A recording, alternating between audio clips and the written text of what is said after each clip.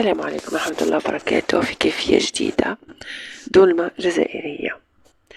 لتحضير هذه الوصفة دولمة نحتاج كمية من الخضر اللي متوفر عندكم. خضر عندي أنا استخدمت هنا كمية من البطاطا، حفرتها من الداخل، نقيتها، نحيت لها هذاك الوسط أو اللب تاعها. فلفل أيضا نقيته وغسلته مسحتهم، وراح نعمرهم بالحشو اللي راح تلاحظوا فيه قدامنا.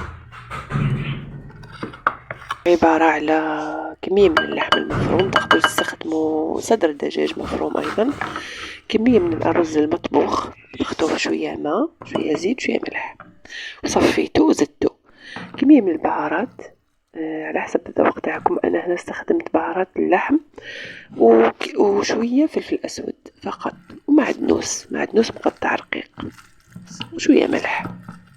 خلطهم كامل مع بعضهم حتى يندمجوا جيدا، وضفت لهم حبة أو بيضة واحدة. نخلطهم مع بعضهم حتى يتجانسوا ويتجمع لي الخليط تاعي، ومن بعد نروح نجيب الخضر هذيك اللي وريتها لكم.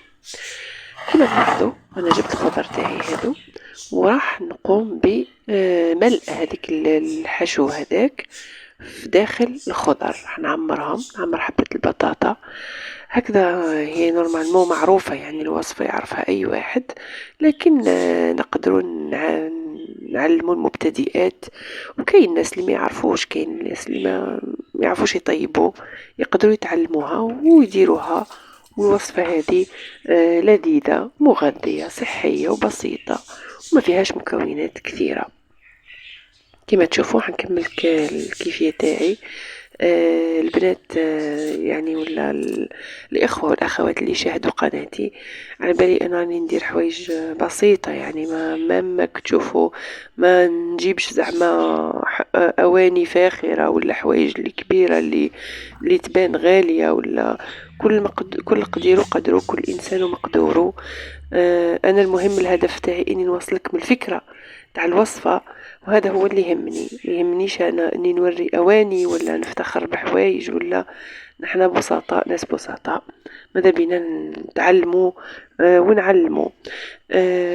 نتمنى أنكم تشتركوا يعني فضلا وليس أمرا، باش تدعموني، وهذا ما كان. شكرا جزيلا مسبقا. راح نكمل الوصفة تاعي. نكمل نحشي حبة الفلفل أيضا. تقدروا ثاني ديروا حبة القرع يعني جريوات أو الكورجات. الخضر كامل تقدروا تحشوها، يعني كاين حتى الجزر، يعني كاين اللي يحفروا من الداخل ويحشيه، وتجي الدولمة تاعنا هكذا، يعني مجموعة من الخضر نحشوها باللحم المفروم أو اللحم صدر الدجاج مع التوابل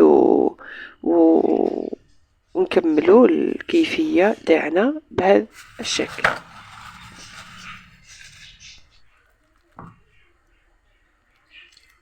راكم تلاحظوا راني ندير هكذا باش يهبط لي هذاك الحشو الداخل، يعني في وسط الفلفل.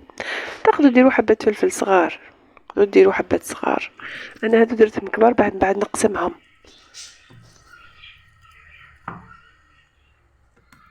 ايضا هذا الفلفل اللي راهو متوفر عندي في البيت. اوكي نكملوا كيفية تاعنا هكذا، عمروهم كامل. ما تعبزوش بزاف، خلوا شويه الفيد يعني باش كي يطيب ما يخرج لكمش الحشو من الفلفل تاعكم ومن الخضره تاعكم. في قدر هنايا درت كميه من البصل المفروم، نفس البهارات اللي تبلت بها اللحم درت منها في المرق، وسنه ثوم وشويه ملح وفلفل اكحل. عندي كميه من الحمص المغلي محسوب بطايب، يعني مطبوخ يعني. درت هادوك الريصان تاع الفلفل نحيتهم، وشويه من البطاطا المبشور تاع البطاطا اللي نحيته من اللب تاع البطاطا تاعها باش يخثر لي شويه المرقه تاعي. انا ما درتش، من لاحظوا هنا ما درتش اللحم، كنت قادره ندير اللحم وعندي اللحم ما كنتش حابه نديرو. علاش؟ لسببين. السبب الاول انه انا البطاطا فيها اللحم وراح نرميها هنا راح تطلق لي البنه تاع اللحم. السبب الثاني انه كاين اللي ما عندهمش اللحم، ماهمش متوفر عندهم، ما راحش ندير لهم انا اللحم في وسط الخضره وزيد ندير لهم اللحم في وسط القدر. قلت لكم راني نحاول دائما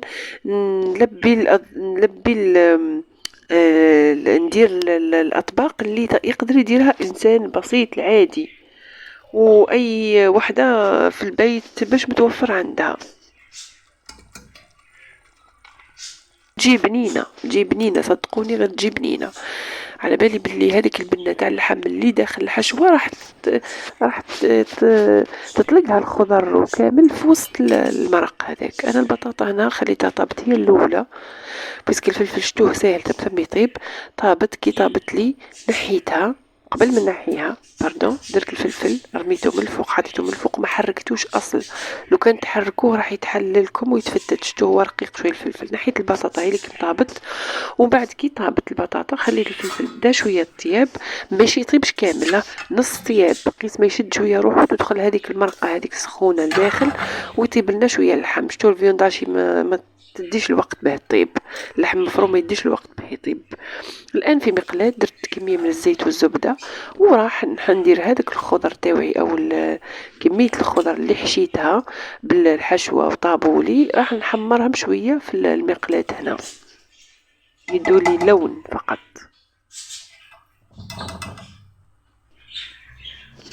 كما راكم تلاحظوا راح نديرها من لهنا نحمرهم، وما تبقوش تقلبوا فيهم، يعني مع التقليب ما تقلبوهمش بزاف ما يخسروا لكمش، خلوهم يتحمروا على الوجه بشويه ودوروهم.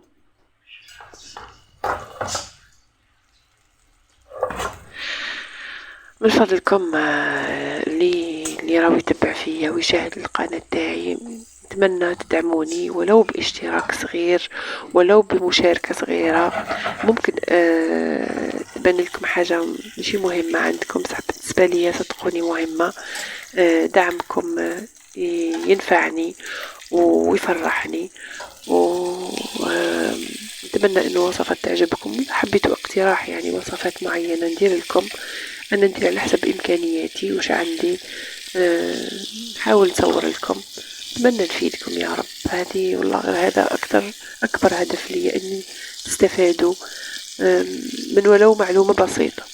دوك انا نحمرها هكذا، ومن بعد نقي هذاك الفلفل هذاك هاوليكم نحيلو هذيك القشرة ونتحصلوا على هذه الكيفية اللي قدامكم. تقول زينة بشوية معدنوس شوية قارص. دايما نخلي لكم تزيين على حسب ذوقكم، شهية طيبة، صحة فطوركم. السلام عليكم، استودعكم الله الذي لا تضيع ودائعه. السلام عليكم ورحمة الله وبركاته.